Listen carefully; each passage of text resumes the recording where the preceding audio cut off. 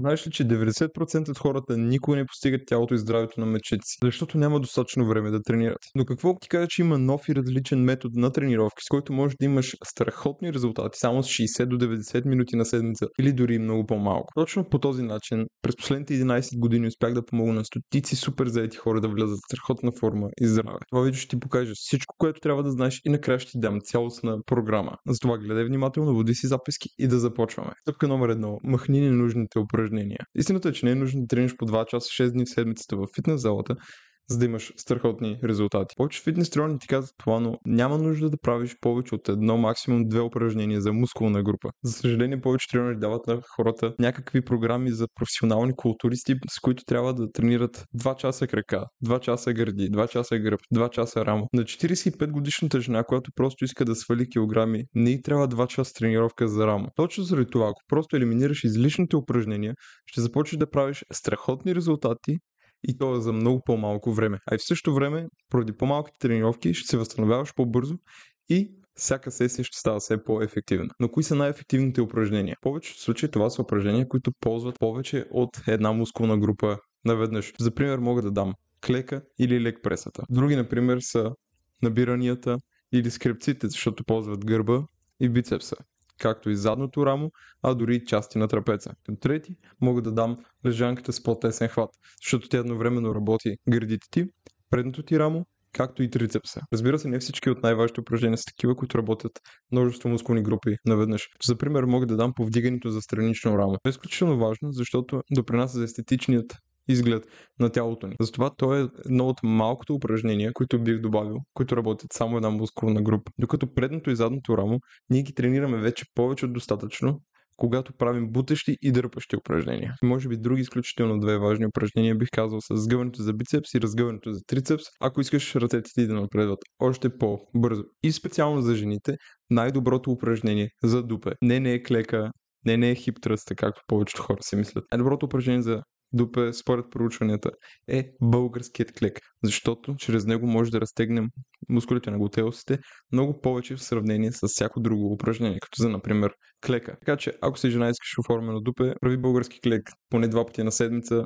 само по няколко серии, и това ще е напълно достатъчно. Ако искаш да изгаряш мазнините, докато покачваш мускулна маса, хранейки се с вкусна и здравословна храна, съм ти приготвил безплатни фитнес рецепти, които можеш да вземеш напълно безплатно веднага от линка в коментарите под това видео. Стъпка номер 2. Прави супер серия с антагонистични мускули. Какви са тези мускули? Те са противоположни мускули, които просто не си пречат един на друг. За пример мога да дам бицепса и трицепса, или гърдите и гърба, предното, задното бедро. Хубавото на това нещо е, че може да ти спести поне 30 до 40 минути на тренировка, защото просто правиш серия от първото и веднага без да почиваш, правиш серия от второто упражнение. Ако пък си много задъхан и не си ти трябва почивка, си почини за около 15, 20, 30 секунди максимум. И така вместо да правиш серия, почивка, ти правиш серия, почивка и почиваш 2 пъти по-малко.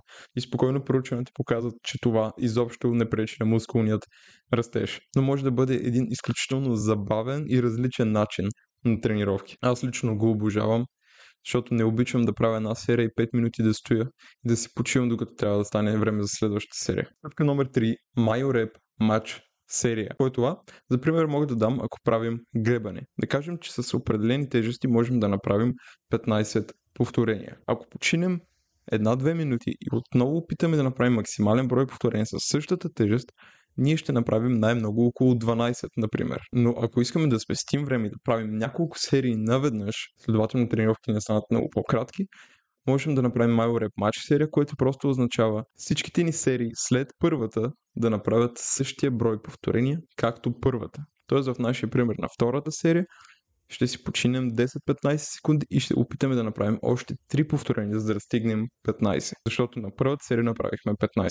По този начин на третата серия, например, ще направим 10, ще починем 10-15 секунди и ще си направим още няколко, колкото ни трябва, за да стигнем бройката от първата серия. По този начин една серия се брои по-скоро за 1,5 или 2 и така спестяваме страшно много време. Разбира се, тук трябва да те предупредя да правиш този вид серии само на подходящи упражнения. Ако тръгнеш да клякаш и знаеш, че кръстът се изморява и така нататък, не е много добра идея да правиш максимални повторения, да държиш тежестта, после пак да почиваш, за да достигнеш повторенията от първата серия. но такива упражнения са много добре да се правят на машини, например, или с дъмбели. И това ни води до стъпка номер 4. Ползвай главно машини и дъмбели. В тях няма нищо магическо, но причината за това е, че когато използваме лостове с тежести, ние първо трябва да обикаляме из целия фитнес, за да намерим дискове. Второ, трябва да питаме някой дали можем да вземем от неговите, защото са свършили. Трето, трябва да ги слагаме, после да ги махаме и така се губи страшно много време.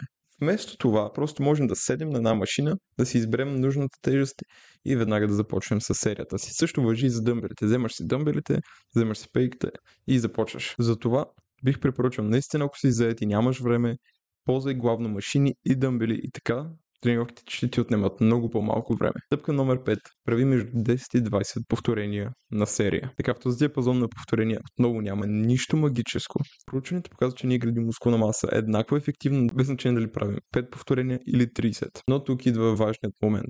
Когато правим между 10 и 20 повторения, т.е. ползваме по-леки тежести в сравнение, ако правим 3 до 5 повторения, например, колкото по-леки тежести ползваме, толкова по-малко загряващи серии ни трябват, за да загреем. Това спестява страшно много време. Виждал съм хора, които вдигат изключително тежки тежести. На тях им трябват 40-45 минути само за да загреят за първото си упражнение. Докато повечето ми тренировки на мен отдавна са свършили. Тук номер 6. Прави малки почивки. Научно доказано е, че няма огромно значение дали почиваш няколко секунди или 1-2 минути, когато става въпрос за мускулен растеж. Единствената разлика идва, ако тренираш специфично за сила. Тогава трябва да почиваш поне 3 до 5 минути. Но хубавото е, че когато тренираш за мускулна маса, ти едновременно с това ставаш и по-силен. Затова какво бих препоръчал аз, ако наистина нямаш време? Правиш си серията до отказ.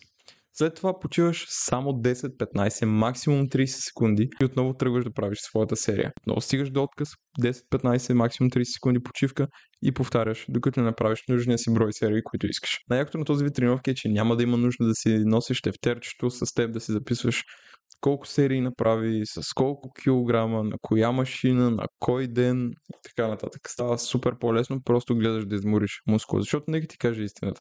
Мускулът е просто едно парче месо, което не го интересува дали дигаш 200 кг за 3 повторения или дигаш 50 кг за 20 повторения.